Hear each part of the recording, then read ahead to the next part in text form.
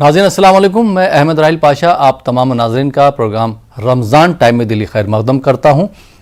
رمضان time ایک ایسا programme ہے جس میں آپ اپنے رمضان سے متعلق کوئی بھی آپ کا سوال ہے تو آپ سوال کر سکتے ہیں اور پروگرام کا حصہ بن سکتے ہیں۔ آپ کے سوالوں کے جوابات دینے کے لیے اور ہم سے گفتگو کرنے کے لیے ہمارے ساتھ حیدرآباد سے جڑ رہے ہیں مفتی سید عارف محی الدین صاحب، جو آپ کے سوالوں کے جوابات دیں گے، اور حمد اور نعت کا نذرانہ پیش کریں گے محمد عادل شمیم صاحب، جو ہمارے ساتھ کانپور سے جڑ رہے ہیں۔ آپ دونوں حضرات کا بہت بہت استقبال ہے، بہت بہت خیر مقدم ہے ہمارے ساتھ جڑنے کے لیے۔ اور پروگرام کے آغاز میں میں عادل شمیم صاحب آپ سے درخواست کروں گا کہ ہمارے ناظرین کے لیے ایک حمد آپ پیش کریں۔ جی السلام علیکم ورحمۃ اللہ تعالی وبرکاتہ۔ وعلیکم السلام ورحمۃ اللہ وبرکاتہ۔ درود پاک پڑھیں، اللہم صلی علی سیدنا شفیعنا مولانا محمد بارک وسلم، صلو علیہ الصلوۃ والسلام علیک یا رسول اللہ صلی اللہ تعالی علیہ وسلم۔ میرے مولا کرم ہو کرم، میرے مولا کرم ہو کرم، میرے مولا کرم ہو کرم، میرے مولا کرم ہو کرم۔ تم سے فریاد کرتے ہیں ہم، تم سے فریاد کرتے ہیں ہم، میرے مولا کرم ہو کرم، میرے مولا کرم ہو کرم، میرے مولا کرم ہو کرم۔ یہ زمین اور یہ آسمان تیرے قبضے میں ہے دو جہاں، یہ زمین اور یہ آسمان تیرے قبضے میں ہے دو جہاں، سب پہ تو ہی تو ہے مہربان، ہم تیرے در سے جائیں کہاں، تو ہی سنتا ہے سب کی صدا، تو ہی رکھتا ہے سب کا کرم، میرے مولا کرم ہو، میرے مولا کرم ہو۔ بے کسوں کو سہارا ملا، ڈوبتوں کو کنارہ ملا، بے کسوں کو سہارا ملا، ڈوبتوں کو کنارہ ملا، سر سے طوفان پل میں ہٹا، جب تیرا ایک اشارہ ملا، تو کرے ہر مہربانیاں، دور ہو جائے ہر غم، آمین۔ میرے مولا کرم ہو کرم، میرے مولا۔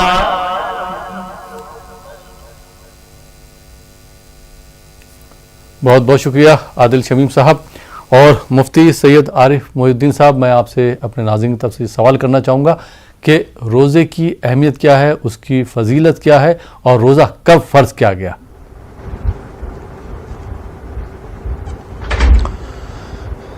السلام علیکم ورحمۃ اللہ وبرکاتہ۔ الحمد للہ رب العالمین، والصلاة والسلام علی اشرف الانبیاء والمرسلین وعلی آلہ واصحابہ اجمعین۔ فاعوذ باللہ من الشیطان الرجیم، بسم اللہ الرحمن الرحیم۔ یا ایہا الذین آمنوا کتب علیکم الصیام کما کتب علی الذین من قبلکم لعلکم تتقون۔ صدق اللہ العظیم۔ محترم ناظرین کرام، جیسا کہ ہم سب جانتے ہیں یہ عظیم الشان مہینہ رمضان المبارک کا مہینہ ہے. یہ وہ مہینہ ہے جس کو اللہ رب العزت نے فضیلت اور بزرگی محض اس وجہ سے عطا فرمائی ہے کیونکہ اس کے اندر اللہ رب العزت نے قرآن پاک کو، قرآن مجید کو نازل فرمایا تھا. چنانچہ اللہ رب العزت قرآن مجید میں فرماتے ہیں شہر رمضان، رمضان کا مہینہ وہ ہے انزل فیہ القرآن جس میں اللہ رب العزت نے قرآن کو نازل فرمایا ہے. علماء مفسرین لکھتے ہیں کہ نزول قرآن ہی کی وجہ سے، قرآن کی نسبت کی وجہ سے اللہ رب العزت نے اس رمضان المبارک کے مہینے کو دیگر تمام مہینوں پر فضیلت اور بزرگی عطا فرمائی ہے. اللہ کے رسول سید المرسلین صلی اللہ علیہ وسلم اس مہینے کے متعلق فرماتے ہیں شعبان شہری و رمضان شہر اللہ، شعبان میرا مہینہ ہے اور رمضان اللہ رب العزت کا مہینہ ہے. اللہ رب العزت نے اس مبارک مہینے میں تمام ایمان والوں پر، مسلمانوں پر روزے فرض فرمائے ہیں اور اللہ رب العزت فرماتے ہیں اے ایمان والو تم پر روزے فرض کیے گئے ہیں جس طرح تم سے پہلے والوں پر بھی روزے فرض کیے گئے تھے. اللہ کے رسول صلی اللہ علیہ وسلم فرماتے ہیں کہ لوگوں جب تم رمضان المبارک کا چاند دیکھو تو چاند دیکھ کر روزے رکھنے کا آغاز کرو اور اسی طرح عید کا جب چاند دیکھو تو چاند دیکھ کر روزے رکھنا بند کر دو. اللہ کے رسول صلی اللہ علیہ وسلم رمضان کی فضیلت میں فرماتے ہیں کہ اللہ رب العزت نے اس کے تینوں عشروں میں اللہ نے بے شمار رحمتیں برکتیں رکھی ہیں. پہلا عشرہ یعنی رمضان المبارک کے پہلے جو 10 دن ہیں اس کے اندر اللہ رب العزت کی خاص رحمتیں برکتیں نازل ہوتی ہیں. اللہ رب العزت آسمان کے دروازے رحمت کے کھول دیتے ہیں. دوسرا جو عشرہ ہے اس کے متعلق اللہ کے رسول صلی اللہ علیہ وسلم فرماتے ہیں اس کے اندر اللہ رب العزت خوب مغفرت فرماتے ہیں، خوب بخشش فرماتے ہیں ان لوگوں کی جو روزہ رکھتے ہیں اور اللہ کے حضور توبہ اور استغفار بھی کرتے ہیں اور پھر نماز تراویح کا اور قرآن کی تلاوت کا بھی اہتمام کرتے ہیں. اسی طرح تیسرے عشرے کے متعلق اللہ کے رسول صلی اللہ علیہ وسلم فرماتے ہیں کہ لوگوں رمضان المبارک کا جو آخری عشرہ ہے وہ جہنم سے آزادی کا ہے. یعنی اللہ رب العزت تمام گناہگاروں کو جو اللہ کی نافرمانی کرتے آئے ہیں اب وہ رجوع ہو کر ایک نئی زندگی گزارنا چاہتے ہیں، توبہ کرنا چاہتے ہیں تو اللہ رب العزت ان کی توبہ کو قبول فرما کر انہیں جہنم کی آگ سے آزاد فرما دے گا اور اللہ رب العزت انہیں معاف فرما دے گا. رمضان المبارک کے روزوں کے متعلق ایک اور فضیلت روایتوں میں آتی ہے کہ یوں تو جتنی عبادتیں ہیں وہ ساری کی ساری اللہ کے لیے کرنی ہے لیکن خاص رمضان المبارک کے روزے کے متعلق اللہ رب العزت نے فرمایا کہ روزہ میرے لیے ہے اور میں ہی اس کا بدلہ ہوں. محترم ناظرین کرام، اکثر جو کچھ عبادتیں ہم کرتے ہیں اللہ رب العزت نے ان کا اجر اور ان کا ثواب ہمیں واضح فرمایا ہے. ایک نیکی کریں گے تو 10 گنا بڑھ کے اس کا ثواب دیا جائے گا اور اسی طرح اخلاص کی بنیاد پر ایک نیکی کا بدلہ 700 گنا تک دیا جا سکتا ہے. مختلف کاموں کی مختلف نیکیاں واضح ہیں لیکن روزہ ایک ایسی عبادت ہے جس کا اجر اللہ رب العزت نے متعین نہیں فرمایا. یعنی اللہ نے یہ نہیں فرمایا کہ ایک روزے کا یہ بدلہ ہے بلکہ فرمایا کہ میں ہی اس کا بدلہ دینے والا ہوں یا میں ہی اس کا بدلہ ہوں. اس کے 2 معنی ہیں، یا تو اللہ ہی اس کا بدلہ ہے کا مطلب یہ ہے کہ اللہ کا قرب، اللہ کی رضا بندے کو حاصل ہو جاتی ہے جس مقصد سے اللہ رب العزت نے اس دنیا میں انسانوں کو پیدا فرمایا ہے وہ مقصد انسان کو ہاتھ لگ رہا ہے. اللہ رب العزت نے اس کائنات میں ہمیں صرف اس لیے پیدا فرمایا ہے کہ ہم اللہ رب العزت کے احکامات کے مطابق زندگی گزار کے اللہ کو راضی کریں اور اس حال میں ہماری موت آ جائے. اور روزہ ایک ایسی عظیم الشان عبادت ہے کہ اس کی وجہ سے اللہ کا قرب، اللہ کی رضا ہمیں مل رہی ہے. وہ اللہ کا اعلان ہے کہ میں ہی اس کا بدلہ ہوں، یعنی میں بندہ مجھے پالے گا. ایک دوسرے معنی اس کے یہ بھی ہے کہ میں ہی اس کا بدلہ دینے والا ہوں، یعنی کل قیامت کے دن اللہ رب العزت اپنی قدرت سے اور اپنی طاقت سے، اپنی استطاعت یعنی اپنی مرضی سے جتنا چاہے اللہ رب العزت اس روزے کا اجر دیں گے ہم اس کا اندازہ نہیں لگا سکتے. بے شک. اور اسی طرح رمضان المبارک کے روزے اللہ رب العزت نے ہم پر فرض فرمائے ہیں. یہ مورخین کے مطابق یہ ایک ہجری کے اخیر میں اور دوسری ہجری کے ابتدا میں مسلمانوں پر روزے فرض کیے گئے ہیں. جی. روزے کی تعریف یہ ہے کہ بنیت عبادت یعنی عبادت کی نیت کے ساتھ صبح صادق سے لے کر غروب آفتاب تک کچھ نہ کھانا کچھ نہ پینا اور نفسانی خواہشات سے اپنے آپ کو رو کے رکھنا، یہ روزے کی تعریف ہے. جی مفتی صاحب ایک سوال اور کرنا چاہوں گا. جیسے قرآن پاک اس رمضان کے مہینے میں نازل کیا گیا، لیکن لوگ قرآن پاک تو پڑھتے ہیں لیکن مفہوم کے ساتھ نہیں پڑھتے ہیں. تو مفہوم کے ساتھ کتنا پڑھنا ضروری، کیونکہ اللہ تعالیٰ قرآن پاک میں کیا فرماتا ہے یہ ہمارے سمجھ میں نہیں آتا، لیکن ہم عربک میں پڑھ تو لیتے ہیں لیکن سمجھ نہیں پاتے ہیں. اس کا سمجھنا کتنا ضروری ہے؟ محترم ناظرین کرام، اللہ رب العزت نے نزول قرآن کا جو مقصد بیان فرمایا ہے وہ ہے ھدی للمتقین، ہدایت ہے. رمضان کا ذکر اور نزول قرآن کا ذکر کرتے ہوئے بھی اللہ رب العزت نے اسی بات کا ذکر فرمایا کہ شہر رمضان الذی انزل فیہ القرآن ھدی للناس، یہ لوگوں کے لیے ہدایت کا ذریعہ ہے قرآن. تو ظاہر سی بات ہے جب تک ہم قرآن کو سمجھ کر نہیں پڑھیں گے اللہ رب العزت ہم سے کیا مطالبہ کر رہے ہیں، اللہ رب العزت ہم سے کن کن باتوں کا ہمیں حکم دے رہے ہیں، اگر ہم جب تک ان چیزوں کو نہیں سمجھیں گے، اللہ رب العزت کے احکامات کو نہیں سمجھیں گے، جب تک ہم اللہ رب العزت کا حقیقی معنی میں قرب حاصل نہیں کر سکتے، اللہ کی بندگی ہم نہیں کر سکتے، اللہ کی اطاعت اور اس کی فرمانبرداری اس وقت تک ممکن نہیں ہے جب تک ہم اللہ رب العزت کے پیغام کو نہ سمجھیں. اب ظاہر سی بات ہے کہ اللہ کے اس حکم کو، اس پیغام کو سمجھنے کے لیے ضروری ہے کہ ہم قرآن کو سمجھ کر پڑھیں. لیکن محترم ناظرین کرام، قرآن مجید کو صرف ثواب کی نیت سے بھی پڑھا جا سکتا ہے اور اس پر بھی اللہ رب العزت اجر عطا فرماتے ہیں. جیسا کہ حدیث شریف میں ہے، اللہ کے رسول صلی اللہ علیہ وسلم فرماتے ہیں جو کوئی بندہ قرآن مجید کا ایک حرف پڑھتا ہے تو اللہ رب العزت اس ایک حرف پر اسے 10 نیکیاں عطا فرماتے ہیں. ایک صحابی نے عرض کیا، اللہ کے رسول صلی اللہ علیہ وسلم کیا الف لام میم ایک حرف ہے؟ تو اللہ کے رسول صلی اللہ علیہ وسلم نے ارشاد فرمایا کہ نہیں، بلکہ الف حرف ولام حرف ومیم حرف. الف ایک الگ حرف ہے، میم ایک حرف ہے، لام ایک حرف ہے. یعنی اگر کوئی بندہ الف لام میم کی تلاوت کرتا ہے تو اس پر ہر لفظ پر 10 نیکیاں، یعنی اس پر 30 نیکیاں اس کے نام اعمال میں لکھے جائیں گے، 30 درجات اس کے بلند کر دیے جائیں گے اور 30 گناہ اس کے نام اعمال سے مٹا دیے جائیں گے. تو محترم ناظرین کرام، یہ بات ذہن میں رکھیں کہ قرآن مجید کی تلاوت ایک الگ عبادت ہے اور قرآن مجید کو سمجھ کر پڑھنا ایک الگ کام ہے. ہم تمام مسلمانوں کو چاہیے کہ ہم اس کی تلاوت کے فائدے سے بھی، یعنی قرآن مجید کی تلاوت کے فوائد سے بھی استفادہ کریں، اور قرآن مجید جس مقصد سے ہمارے پاس بھیجا گیا ہے وہ مقصد رشد و ہدایت ہے، اس کے لیے ہم قرآن مجید کو سمجھ کر پڑھنے کی بھی کوشش اور سعی کریں. انشاءاللہ العزیز ان دونوں طریقوں پر، دونوں راستوں پر عمل پیرا ہو کر ہم اللہ رب العزت کا قرب اور اللہ کی رضا حاصل کر سکتے ہیں اور کامیاب ہو سکتے ہیں انشاءاللہ. بہت بہت شکریہ مفتی سید عارف محی الدین صاحب. آئیے ناظرین، پروگرام میں کالرز کا سلسلہ شروع کرتے ہیں. دیکھتے ہیں ہمارے پہلے کالر کہاں سے، ان کا کیا سوال ہے. جی السلام علیکم. وعلیکم السلام. السلام علیکم. وعلیکم السلام. میں شکیلہ علی گڑھ سے بول رہی ہوں. جی شکیلہ صاحبہ، کیا سوال ہے آپ کا؟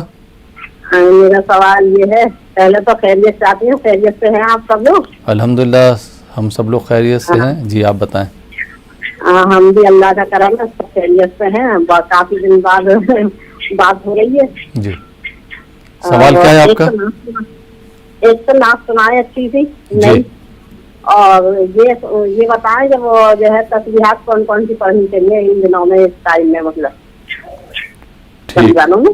جی جی تسبیحات کون کون سی کیسے پڑھیں؟ ٹھیک. اور کوئی سوال؟ بس یہی سوال ہے فی الحال تو، اور دعا کے لیے دعا کرنا ہمارے حق میں سب لوگ مل کے. ٹھیک، بہت بہت شکریہ شکیلہ صاحبہ. جی عارف محی الدین صاحب، سوال آپ نے سنا. شکیلہ صاحبہ نے علی گڑھ سے سوال کیا تھا کہ رمضان میں کون کون سی تسبیحات پڑھیں. جی جی جی محترم ناظرین کرام، اللہ رب العزت نے ہمیں حکم دیا ہے کہ ہم صبح شام اللہ کا ذکر کریں، اللہ کی تسبیح بیان کریں۔ اللہ کی تسبیح بیان کرنے کا حکم ہے۔ احادیث شریفہ میں اللہ کے رسول سید المرسلین صلی اللہ علیہ وسلم نے بے شمار حمد اور تسبیحات ہمیں سکھلائے ہیں۔ ہم اس طرف یعنی اللہ کے رسول صلی اللہ علیہ وسلم کے ارشادات کی طرف رجوع کریں اور وہاں سے ہم ڈھیر ساری تسبیحات اور ڈھیر ساری دعائیں سیکھ سکتے ہیں۔ لیکن یہ بات واضح رہے کہ رمضان المبارک میں کوئی خاص تسبیح یا کوئی خاص ذکر مشروع نہیں ہے۔ آپ اپنی سہولت سے جو چاہے وہ تسبیح کر سکتے ہیں، صوم کلمے کا کثرت سے ورد کر سکتے ہیں۔ سبحان اللہ و بحمدہ سبحان اللہ العظیم کی بڑی فضیلت آئی ہے۔ اللہ کے رسول صلی اللہ علیہ وسلم فرماتے ہیں کہ دو کلمے ایسے ہیں جو انسان کی زبان پر بہت ہلکے ہیں اور میزان میں وہ بہت وزنی ہے، یعنی کل قیامت کے دن جب میزان میں نام اعمال تولا جائے گا اس وقت یہ کلمے بہت زیادہ وزنی ہوں گے نیکیوں کی شکل میں۔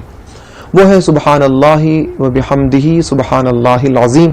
تو ہم یہ آسان بھی ہیں ہماری زبان پر، خود اللہ کے رسول صلی اللہ علیہ وسلم نے فرمایا ہے کہ یہ انسان کی زبان پر آسان ہے، تو آپ ہر چھوٹا بچہ، ہر خاتون ان کلمات کو یاد کر سکتی ہے۔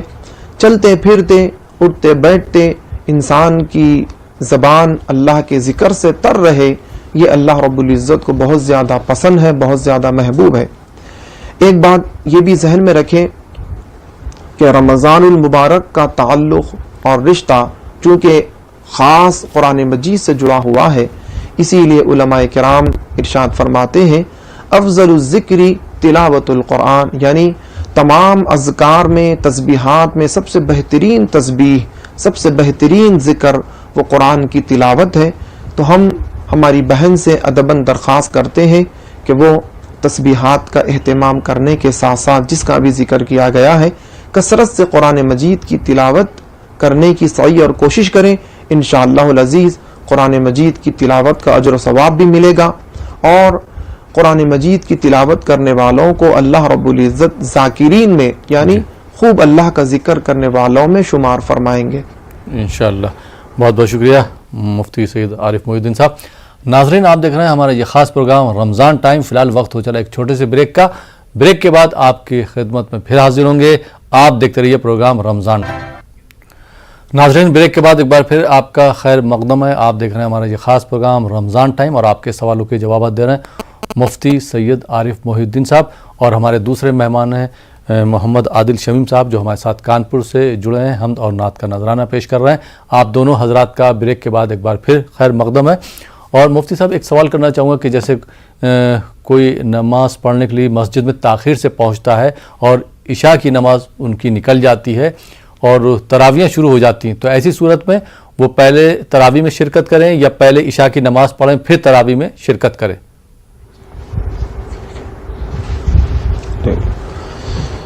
محترم ناظرین کرام، نماز تراویح عشاء کی نماز کے بعد سنت ہے، تو اس سنت کو ادا کرنے کے لیے سب سے پہلے عشاء کی نماز کا ادا کرنا ضروری ہے۔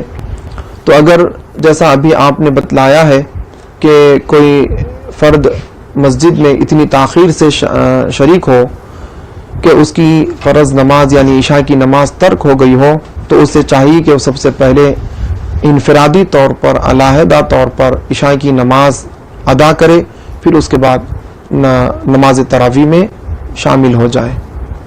جی بہت بہت شکریہ۔ اور عادل شمیم صاحب، ہمارے پاس جو ہے نعت کی بھی فرمائش آئی، تو میں چاہوں گا کہ آپ ہمارے ناظرین کے لیے ایک نعت پیش کریں۔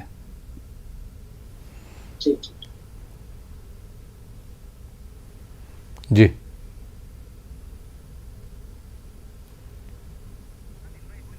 جی عادل صاحب۔ جی کوئی سلیقہ ہے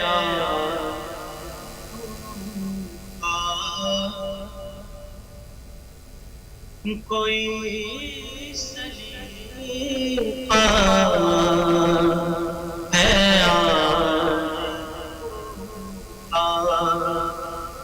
ہے کوئی سلیقہ ہے آرزو کا نہ بندگی میری بندگی ہے یہ سب تمہارا کرم ہے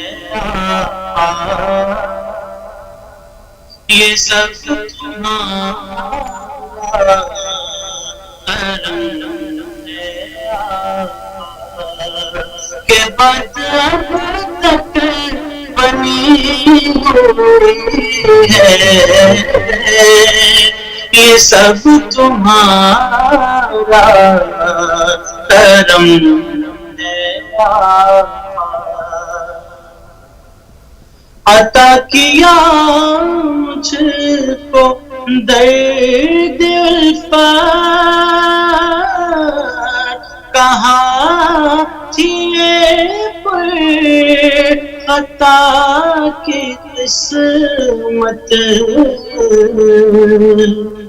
عطا کیا مجھ کو درد الفات کہاں تھی یہ پر خطا کی قسمت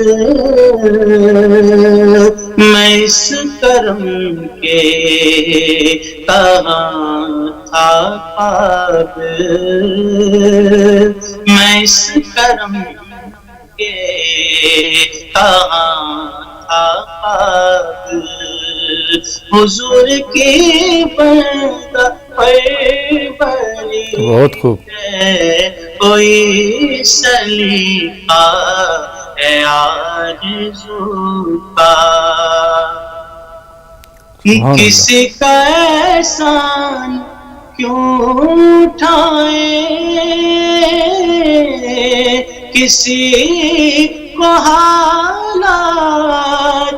کیوں بتائیں کسی کا احسان کیوں اٹھائیں کسی کو حالات کیوں بتائیں تم ہی سے مانگے گے تم ہی دو گے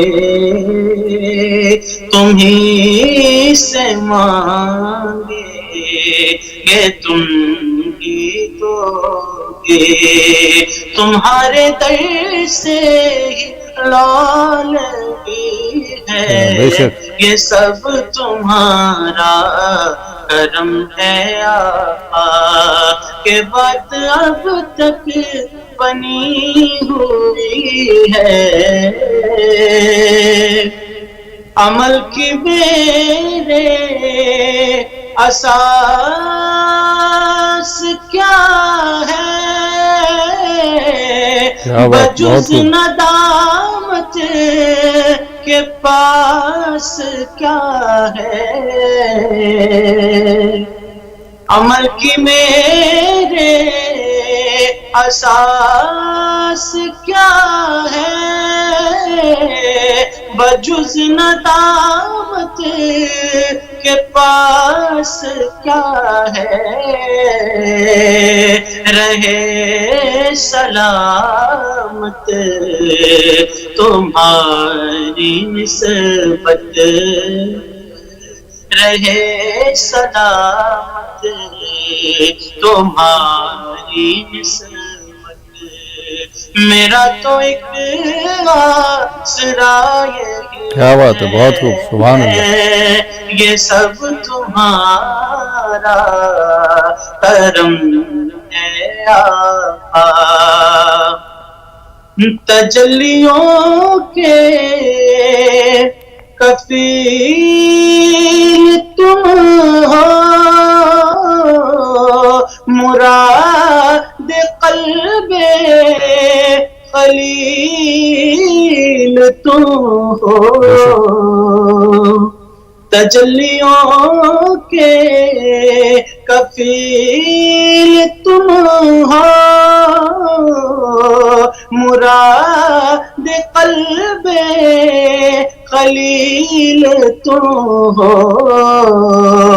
خدا کی روشن دلیل تم ہو، خدا کی روشن دلیل تم ہو، یہ سب تمہاری ہی روشنی ہے، یہ سب تمہارا کرم ہے آقا، کہ بات اب تک بنی ہوئی ہے، یہ سب تمہارا کرم ہے آقا۔ سبحان اللہ، بہت خوب، بہت بہت شکریہ عادل شمیم صاحب۔ اور مفتی صاحب ایک سوال یہ کہ جیسے اگر کسی کا روزہ چھوٹ جاتا ہے تو اگر ایک یا دو روزہ چھوٹ جائے تو ایسی صورت میں اس کو کتنا فدیہ دینا پڑے گا، اور کسی کی طبیعت اتنی زیادہ علیل ہے کہ امید نہیں ہے کہ وہ اس سال روزے رکھ پائیں تو اس کے لیے کیا حکم ہے؟ کتنا فدیہ دینا پڑے گا، یا کتنے غریبوں کو کھانا کھلانا پڑے گا، کتنے وقت کا کھانا کھلانا پڑے گا؟ جی محترم ناظرین کرام، جیسا کہ ابھی ہمارے جناب راحل بھائی نے سوال کیا ہے کہ اگر کسی کا روزہ چھوٹ جائے تو وہ کیا کرے۔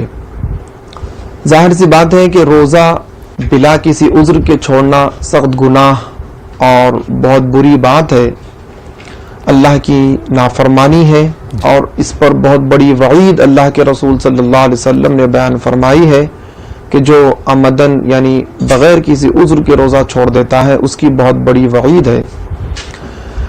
اللہ رب العزت سے ہم پناہ مانگتے ہیں کہ اللہ رب العزت ہمیں ایسی سستی اور کاہلی سے ہماری حفاظت فرمائے کہ ہم بلا کسی عذر کے ہم یا ہمارے نوجوان اور کوئی بھی مسلمان روزہ ترک کرے۔ اب رہا روزے کے متعلق جو احکامات ہیں وہ یہ ہے کہ اگر کوئی شخص بیمار ہے، بیماری یا عذر ہے، اس کی وجہ سے وہ روزہ چھوڑ سکتا ہے، لیکن جتنے بھی روزے اس کے بیماری کی وجہ سے چھوٹے ہیں اس پر ضروری ہے کہ رمضان کے ختم ہو جانے کے بعد غیر رمضان میں ان روزوں کی قضا کرے۔ یعنی اگر ایک روزہ چھوٹا ہے بیماری کی وجہ سے تو ایک روزے کی قضا کرے، اور اگر 2 3 4 روزے اس کے بیماری کی وجہ سے چھوٹے ہیں تو جس قدر روزے رمضان میں چھوٹے ہیں اسی قدر روزے وہ رمضان کے بعد قضا کر لے۔ جان بوجھ کر روزہ چھوڑنے کے بارے میں اللہ کے رسول صلی اللہ علیہ وسلم فرماتے ہیں کہ اگر کوئی انسان بغیر کسی عذر کے جان بوجھ کر روزہ چھوڑ دیتا ہے، پھر اس کے بدلے میں یعنی اس ایک روزے کا ثواب پانے کی غرض سے جو رمضان کا اس نے کھو دیا ہے وہ پوری زندگی بھر بھی نفل روزے رکھے تو تب بھی اس کی زندگی تمام کے روزے اس ایک رمضان المبارک کے ادا روزے کے اجر و ثواب کو نہیں پہنچ سکتے۔ تو اس سے اندازہ لگایا جا سکتا ہے کہ بلا عذر روزہ چھوڑنا کتنی بڑی محرومی ہے ثواب سے اور کتنی بڑی نادانی ہے۔ اب رہا اگر کوئی روزہ عمدن جان بوجھ کر توڑتا ہے، یعنی چونکہ روزہ صبح صادق سے لے کر غروب آفتاب تک کچھ نہ کھانا کچھ نہ پینا اور نفسانی خواہشات سے اپنے آپ کو رو کے رکھنے کا نام روزہ ہے، کوئی اس دوران اگر عمدن کھا لیتا ہے، عمدن پی لیتا ہے یا نفسانی خواہشات میں مبتلا ہو جاتا ہے تو ایسے وقت میں چونکہ اس نے روزے کو توڑا ہے اب اس پر غیر رمضان میں ایک روزے کی قضا کے ساتھ ساتھ اس پر کفارہ بھی لازم آئے گا۔ کفارہ یہ ہے کہ سب سے پہلے یا تو وہ ایک غلام آزاد کرے جس کی اب موجودہ دور میں کوئی شکل اور صورت باقی نہیں ہے، تو دوسری صورت یہ ہے کہ وہ 2 مہینے کے مسلسل روزے رکھے، تسلسل کے ساتھ 2 مہینے کے روزے رکھے اس ایک رمضان کے روزے کو عمدن توڑنے کے کفارے میں۔ اگر وہ 2 مہینے کے روزے رکھنے پر قادر نہیں ہے تو پھر اب اسے حکم ہے کہ وہ 60 مسکینوں کو 2 وقت کا کھانا کھلائے۔ اگر 60 مسکینوں کو کھانا کھلانے کے بجائے وہ کچا اناج اگر دینا چاہے تو ہر مسکین کو فی کس ایک مسکین کو 1 صدقہ فطر کی مقدار دے۔ ایک صدقہ فطر کی مقدار میں یہی چیز کو ملحوظ رکھا گیا ہے کہ اس صدقہ فطر کی مقدار میں ایک مسکین کو 2 وقت کھانا میسر آ جاتا ہے. اس کی مقدار یہ ہے کہ اگر ہم گیہوں دے رہے ہوں تو آدھا سا، اور اگر جو یا کھجور دے رہے ہوں تو 1 سا. اب موجودہ دور میں یعنی اللہ کے رسول سید المرسلین صلی اللہ علیہ وسلم کے زمانے کا جو پیمانہ تھا یہ آدھا سا یا 1 سا، اس کا موجودہ دور میں اس کا کیا وزن ہے؟ اس میں علماء کرام کی تحقیق یہ ہے کہ بعض علماء کرام 1.25 کلو کے وزن کے قائل ہیں، کوئی 1.25 کلو وزن کے قائل ہے. اب اس میں جب کبھی وزن میں اختلاف آتا ہے تو علماء کرام نے ہمیں بہت اچھی حکمت اور تدبیر ہمیں یہ دی ہے کہ آپ وہ چیز اختیار کر لیں جو غریبوں کا جس میں زیادہ فائدہ ہو، یعنی جس میں غریبوں کا زیادہ فائدہ ہے وہ چیز اختیار کر لیں. تو اب جیسا کہ 1.25 کلو اختیار کرنے میں غریب کا کم فائدہ ہے اور 1.25 کلو اختیار کرنے میں غریب کا زیادہ فائدہ ہے، تو اس زیادتی کو غریبوں کے فائدے کے لیے آپ استعمال کر سکتے ہیں. اب رہا زراحل بھائی کا جو آخری سوال تھا وہ یہ تھا کہ اگر کوئی شخص ایسا ہے جو روزہ رکھنے کی استطاعت نہیں رکھتا، ایک تو بیمار ایسا ہے کہ جس کی بیماری عارضی تھی تو اس نے روزے چھوڑے تھے، پھر رمضان کے بعد اس نے ان روزوں کی قضا کر لی. اب ایک بیمار ایسا ہے جس کو شیخ فانی کے حکم میں سمجھا جاتا ہے، یعنی وہ بیماری کا پھر کبھی مرتے دم تک افاقہ ناممکن ہے. وہ جس طرح اب فرض روزے رہنے کی قدرت نہیں رکھتا، اسی طرح رمضان کے بعد کبھی بھی وہ ان کی قضا کرنے کی بھی زندگی بھر کبھی اس کی قضا کرنے کی وہ استطاعت نہیں رکھتا.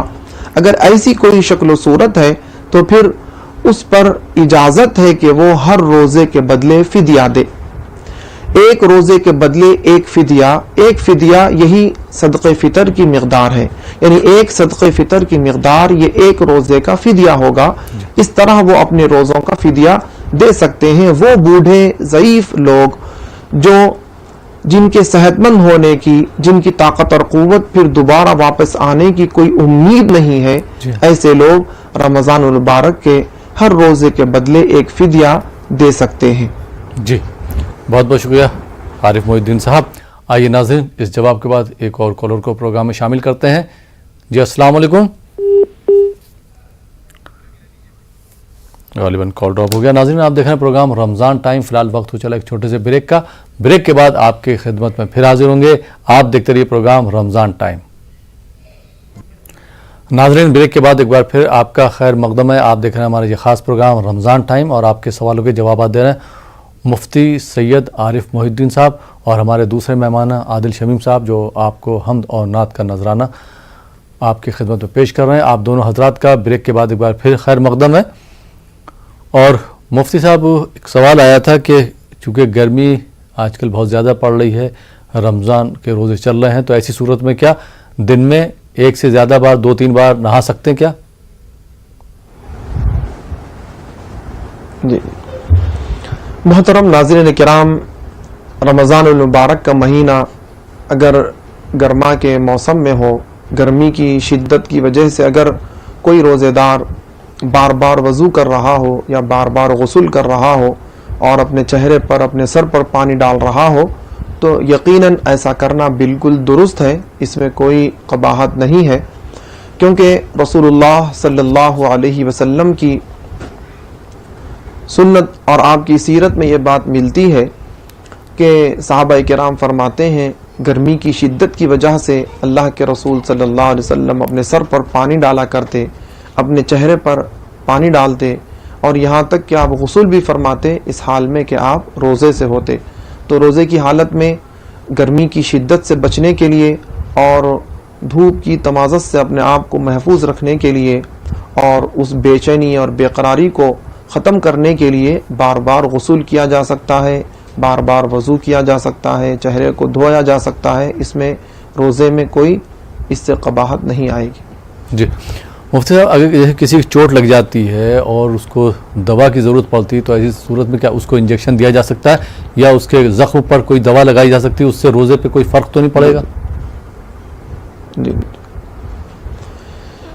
محترم ناظرین کرام، اگر روزے کی حالت میں روزے دار کو زخم جسم کے کسی ایسے حصے میں لگتا ہے کہ جہاں پر دوا لگانے سے وہ دوا کا اثر راس معدے تک نہ پہنچتا ہو، تو ایسے وقت میں زخم پر دوا لگانا بالکل درست ہے۔ لیکن اگر خدا نخواستہ وہ زخم پیٹ پر ہو یا کسی ایسی جگہ پر ہو بالکل معدے کے قریب ہو اور اتنا گہرا زخم ہو کہ وہاں پر دوا لگانے کی وجہ سے اس کا اثر راست معدے تک پہنچ جاتا ہو، تو یہ ناقض صوم ہے، یعنی اس سے روزہ ٹوٹ جاتا ہے۔ اب رہا انجیکشن کا جو مسئلہ ہے، اگر کسی عذر کی وجہ سے، بیماری کی وجہ سے، کسی اور وجہ سے، جیسے ابھی آپ نے فرمایا ہے کہ حادثہ ہو گیا، مار لگ گیا، وہاں پر دوا چڑھانا یا انجیکشن دینا نہایت ہی ضروری ہے، تو اب ایسے وقت میں شریعت نے ہم کو چھوٹ دی ہے کہ روزہ افطار کر لیں اور بعد میں اس روزے کی قضا کر لیں۔ یہ بھی بیماری کے حکم میں ہے۔ جس طرح اچانک روزے کی حالت میں طبیعت خراب ہو جانے پر اللہ رب العزت نے ہمیں رخصت دی ہے کہ اس دن کا روزہ ہم چھوڑ سکتے ہیں، اسی طرح کوئی حادثہ لاحق ہو جائے یا انجیکشن لینے کی نوبت آ جائے تو یہ بھی نوبت بیماری کی نوبت ہے، اور ایسے میں بھی ہم روزہ چھوڑ کر غیر رمضان میں اس کی قضا کر سکتے ہیں۔ اب رہا انجیکشن کا ایک مسئلہ جب آیا ہے تو اس کی تھوڑی سی وضاحت میں کرنا ضروری سمجھتا ہوں۔ جی ہاں، علماء کرام نے اس پر بہت تحقیق کی ہے۔ تحقیق کے بعد 2-3 باتیں ہمارے سامنے آئی ہے۔ پہلی تحقیق یہ ہے کہ اگر انجیکشن گوشت میں دیا جائے جو صرف خون میں مل جائے اور وہ دوا ہمارے پیٹ میں یعنی معدے تک اور ہمارے دماغ تک نہ پہنچے، تو پھر بعض علماء کی تحقیق میں یہ ناقض صوم یعنی روزہ توڑنے والا نہیں ہے۔ بعض علماء نے یہ کہا ہے کہ اگر انجیکشن اگر رگ میں دیا جا رہا ہو جو راست انسان کے دماغ تک اور معدے تک اس کا اثر پہنچتا ہو تو یہ چیز ناقض صوم ہے۔ لیکن جامع نظامیہ کے بہت بڑے مفتی عظیم الدین صاحب کی رائے یہی ہے کہ چونکہ اس کے اندر اختلاف ہے کہ روزے میں انجیکشن لینے کی وجہ سے روزہ رہتا ہے یا روزہ ٹوٹ جاتا ہے، اس میں چونکہ اختلاف ہے تو جس کسی چیز میں اختلاف پیدا ہو جاتا ہے، اختلاف آ جاتا ہے، تو افضل اور بہتر یہی ہوتا ہے، تقوی اور پرہیزگاری کی بات یہی ہے کہ ہم اس سے کلیہ طور پر احتیاط کریں۔ تو اس میں احتیاط کرنا ہی بہتر ہے۔ تو آپ تمام ناظرین یہ بات ذہن میں رکھیں کہ روزے کی حالت میں انجیکشن لینا درست نہیں ہے، کیونکہ احادیث میں بھی اس کا ثبوت ہمیں ملتا ہے کہ اللہ کے رسول سید المرسلین صلی اللہ علیہ وسلم سے پوچھا گیا کہ روزے کی حالت میں پچنا لینے سے یعنی خون جسم کے باہر نکالنے سے کیا روزہ رہتا ہے یا ٹوٹ جاتا ہے؟ تو اللہ کے رسول صلی اللہ علیہ وسلم نے ارشاد فرمایا کہ افطار جسم میں کسی چیز کے داخل کرنے کا نام ہے، جسم سے کسی چیز کے باہر نکالنے کا نام افطار نہیں ہے۔ تو پتہ چلا کہ چونکہ اگر ہمارا خون کا ٹیسٹ یا معائنہ کرنے کے لیے جسم سے خون اگر باہر نکالا جا رہا ہے اور سوکھی سرنج اگر ہمارے جسم میں داخل کی جا رہی ہو تو یہ چیز ناقض صوم نہیں ہے، کیونکہ جسم سے کسی چیز کا باہر نکالنا یہ ناقض صوم نہیں ہے۔ البتہ کسی چیز کا جسم میں داخل کرنا یہ ناقض صوم ہے، چونکہ انجیکشن میں یہ چیز پائی جا رہی ہے، اسی لیے روزے کی حالت میں انجیکشن نہ لیں، یہ بہتر ہے۔ جی بہت بہت شکریہ عارف محی الدین صاحب، آپ نے بہت ہی وضاحت کے ساتھ جو ہے سوال کا جواب دیا، بہت بہت شکریہ۔ اور ناظرین اس جواب کے بعد ایک اور کالر کو پروگرام میں شامل کرتے ہیں۔ جی السلام علیکم۔ جی وعلیکم السلام۔ جی کون صاحب کہاں سے بات کر رہے ہیں؟ جی میں مسعود ایاز خان بول رہا ہوں کلکتہ سے۔ جی سوال پوچھیے اپنا۔ سوال یہ ہے کہ گھر پہ جو قرآن شریف رکھی رہتی ہے تو کیا ایک قرآن شریف کے اوپر میں دوسری قرآن شریف رکھ سکتے ہیں کیا ہم لوگ؟ ایک قرآن پاک کے اوپر دوسرا قرآن پاک؟ ہاں، اگر گھر پہ جیسا کہ رحل ہے قرآن شریف رکھی رہی اس کے اوپر ایک کلام پاک رکھی ہوئی پہلے سے، تو کیا دوسرے کلام پاک پڑھ کے اس کے اوپر رکھ سکتے ہیں کیا ہم گھر پہ کلام پاک کے اوپر کلام پاک؟ یہ پوچھ رہا تھا۔ جی ٹھیک ٹھیک، بہت اور کوئی سوال آپ کا؟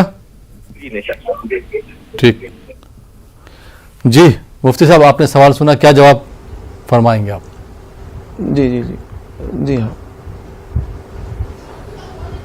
محترم ناظرین کرام، جیسا کہ ہمارے بھائی نے بھی سوال کیا ہے کہ ایک کلام پاک پر دوسرا کلام پاک رکھا جا سکتا ہے یا نہیں، تو یقیناً قرآن مجید کے جو آداب ہمیں بتلائے گئے ہیں، اس کے ساتھ ادب کے جو طریقے ہمیں سکھلائے گئے ہیں، اس میں یہ بات ہمیں سکھلائی گئی ہے کہ قرآن کے اوپر قرآن تو رکھی جا سکتی ہے، لیکن غیر کتاب کو، غیر کلام کو اس پر نہ رکھا جائے. یعنی اگر ایک حدیث کی کتاب ہو اور کلام پاک ہو تو ہم حدیث کی کتاب کو نیچے رکھیں، اس کے اوپر کلام پاک کو رکھیں. ایسا نہ ہو کہ کلام پاک نیچے رہے اور اس کے اوپر حدیث کی کتاب رکھی جائے. اسی طرح دینی مسائل کی کوئی کتابیں ہیں تو ان کتابوں پر قرآن نہ رکھا جائے، یعنی قرآن پر ان کتابوں کو نہ رکھا جائے، بلکہ ان کتابوں پر اوپر کلام پاک کو رکھا جا سکتا ہے. اب جیسا کہ بھائی نے کہا ہے کہ وہ کوئی دوسری نہیں بلکہ کلام اللہ پر ہی وہ دوسرے کلام پاک کو رکھ رہے ہیں، یعنی ایک نسخے پر دوسرے نسخے کو وہ رکھنا چاہ رہے ہیں تو ضرور وہ رکھ سکتے ہیں، اس میں کوئی قباحت نہیں. جی بہت بہت شکریہ عارف صاحب. ناظرین آپ دیکھ رہے ہیں پروگرام رمضان ٹائم. فی الحال وقت ہو چلا ایک چھوٹے سے بریک کا. بریک کے بعد آپ کی خدمت میں پھر حاضر ہوتے ہیں. آپ دیکھتے رہیے پروگرام رمضان ٹائم. ناظرین بریک کے بعد ایک بار پھر آپ کا خیر مقدم ہے. آپ دیکھ رہے ہیں ہمارا یہ خاص پروگرام رمضان ٹائم اور آپ کے سوالوں کے جوابات دے رہے ہیں مفتی سعید عارف محی الدین صاحب اور ہمارے دوسرے مہمان ہیں عادل شمیم صاحب جو ہمارے ساتھ کانپور سے جڑے ہیں اور ہم اور نعت کا نذرانہ پیش کر رہے ہیں. آپ دونوں حضرات کا بریک کے بعد ایک بار پھر خیر مقدم ہے اور بریک کے بعد ایک اور کالر کو پروگرام میں شامل کرتے ہیں. جی السلام علیکم. وعلیکم السلام سر. جی محترمہ کہاں سے بات کر رہے ہیں؟ جی میں آندھر پردیش کرنول ڈسٹرکٹ نندکوٹکر سے بات کر رہی ہوں سر. جی جی سر میرا نام شیخ حسنہ بیگم ہے. جی سوال کیا ہے؟ سر رات کو 10:30 بجے نیو پروگرام رمضان کی رونقیں ڈالتا ہے، وہ نہیں ڈالا 2 دن سے، کیا بتا سکتے ہیں؟ جی پروگرام آ رہا آج بھی دیکھیے گا. آج انشاءاللہ آپ کو وہ ایپیسوڈ دیکھنے کو ملے گا وہی سر بھوپال کا. جی اس کے علاوہ کوئی آج اس میں رمضان ٹائم میں کوئی سوال ہے آپ کا؟ رمضان ٹائم میں سر میرا کچھ یہ سوال ہے. کیا سر یہ دودھ کیا میں پوچھنا تو نہیں چاہتی پر پوچھ سکتے ہیں سر، حیض ہے یعنی کہ کچھ جلدی آ رہا ہے، کیا آپ اس کے بارے میں کچھ بتا سکتے ہیں؟ جی ٹھیک. اور بہت بہت شکریہ کال کرنے کے لیے. آئیے ناظرین ایک دوسرے کالر کو شامل کرتے ہیں، دیکھتے ہیں یہ کالر کہاں سے، ان کا کیا سوال ہے. جی السلام علیکم. ہیلو غالباً کال ڈراپ ہو گیا. جی مفتی صاحب ایک سوال آیا تھا کہ بچے کیا روزہ رکھ سکتے ہیں؟ بچے جو ہے بہت زیادہ ضد کرتے ہیں، چھوٹے بچے جن پر روزہ فرض نہیں ہوا ہے، جن کی عمر 7 8 سال یا 9 سال ہے، وہ لوگ ضد کرتے ہیں اپنے والدین سے کہ ہمیں روزہ رکھوائیے. تو ایسی صورت میں کیا کیا جائے؟ کیونکہ اگر والدین روزہ نہیں رکھوائیں گے تو ان پر گناہ پڑ سکتا ہے. شریعت کیا کہتی ہے اس میں؟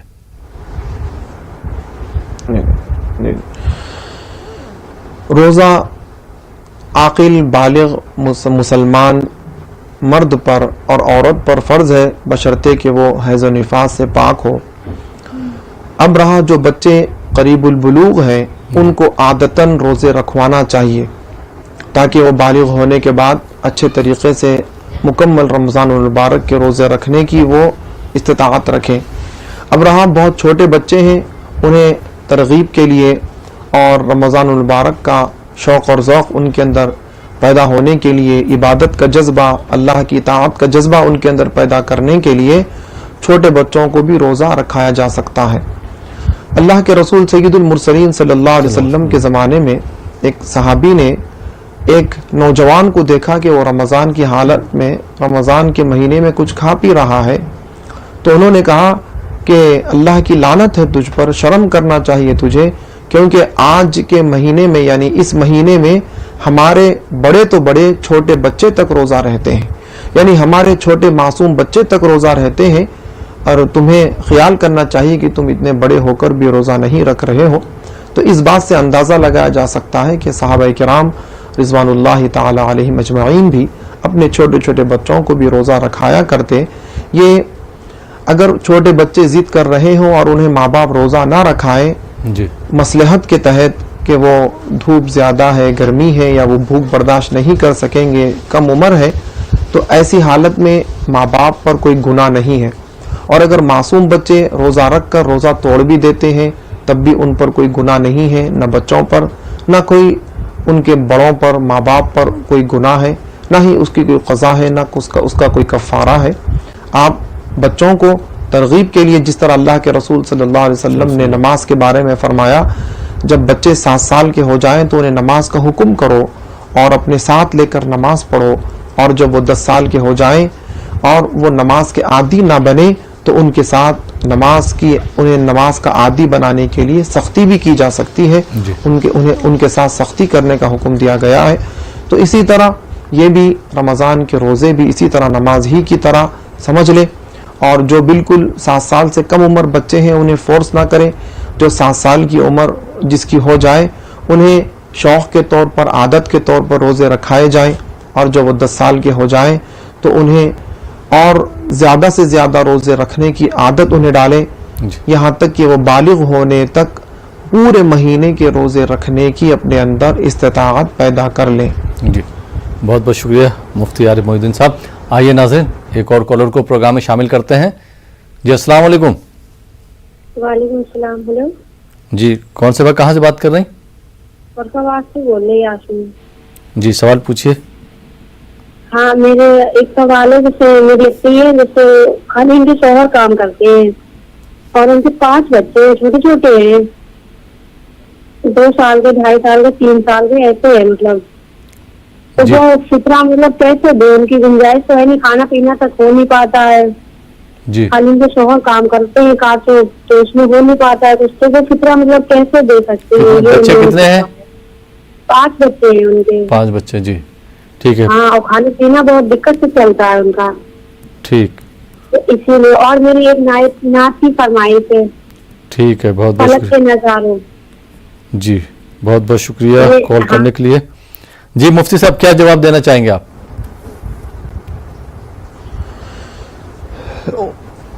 میں بہن سے سوال کرنا چاہوں گا، اگر وہ لائن پہ ہیں، جی۔ تو وہ فدیہ کس کا دینا چاہ رہے ہیں؟ کیا گھر میں کوئی شیخ فانی ہے یا کوئی بیمار ہے؟ بچے ہیں، 5 بچے ہیں چھوٹے چھوٹے، اور ان کے شوہر کے حالات، ان کے گھر کے حالات صحیح نہیں ہیں، تو ایسی صورت میں وہ یہ پوچھنا چاہ رہی ہیں کہ فطرہ کس طرح سے ادا کریں، حالات اچھے نہیں ہیں۔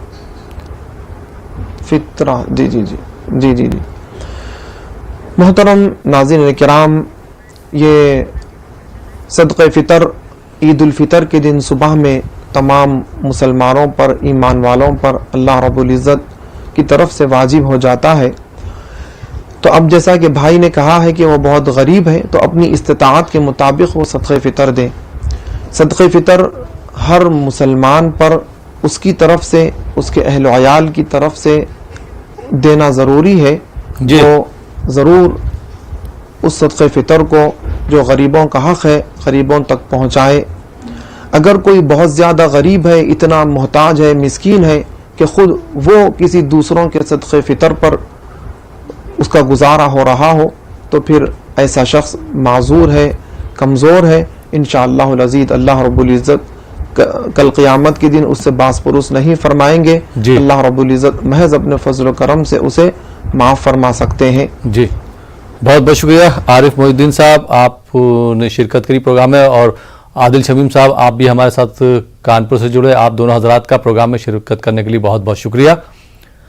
تو ناظرین یہ تھا ہمارا پروگرام رمضان ٹائم۔ فی الحال یہ پروگرام اب یہیں پہ ختم ہوتا ہے۔ اسی کے ساتھ اپنے میزبان احمد رائل پاشا کو اجازت دیجیے، اور آپ دیکھتے رہیے نیوز 18 اردو۔